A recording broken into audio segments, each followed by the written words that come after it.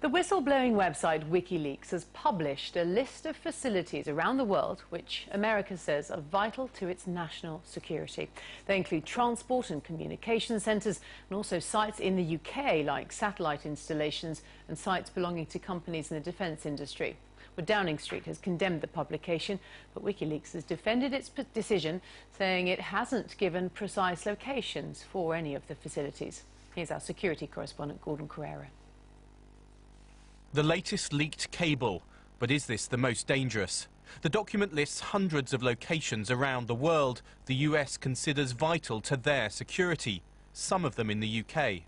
These are not military or intelligence bases, but places like pharmaceutical labs in Lancashire, which develop vaccines, engineering firms in Scotland, which build components for the US military, and the locations where undersea cables which carry communications arrive on land in Cornwall.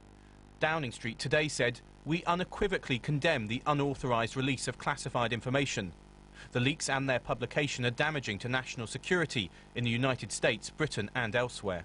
It's a gift to any terrorist organisation that is trying to work out what are the ways in which we can damage the United States most effectively, and that should never have been permitted. For a week now, Wikileaks has been publishing some of the 250,000 US diplomatic cables it's obtained.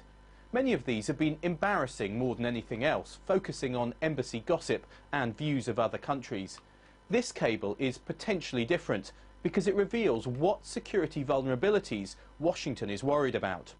US diplomats were asked to report on security at a variety of places around the world, including a cobalt mine in the Congo, an anti-snake venom factory in Australia and an insulin plant in Denmark. So essentially what it says to terrorists is, at the moment you're attacking highly defended targets of relatively low value.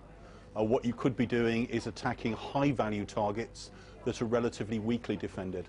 So it's the overall message which has the potential to change the pattern of a number of terrorist groups around the world.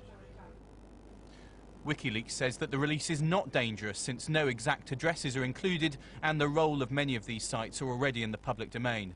But critics will argue that this is providing too many details to terrorists of what the US is worried about.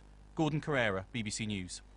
Let's get more by going live to our Washington correspondent, Adam Brooks. And they might not have published the precise locations, but it might not be too difficult for some people to find out. That's going to pose a big challenge now to America, isn't it, in terms of defence? Well, certainly in America there's a growing sense, I think, particularly on the more hawkish side of politics, that what Wikileaks is doing isn't really about freedom of information. There are many people here who think that this is a direct attempt at undermining US national security. And when it registers here in Washington, and it hasn't yet, I don't think, that this particular cable has been leaked and published, outlining all these very sensitive national security sites, I think that view, that this is an attack on American security, is only going to be reinforced. Thanks, Adam.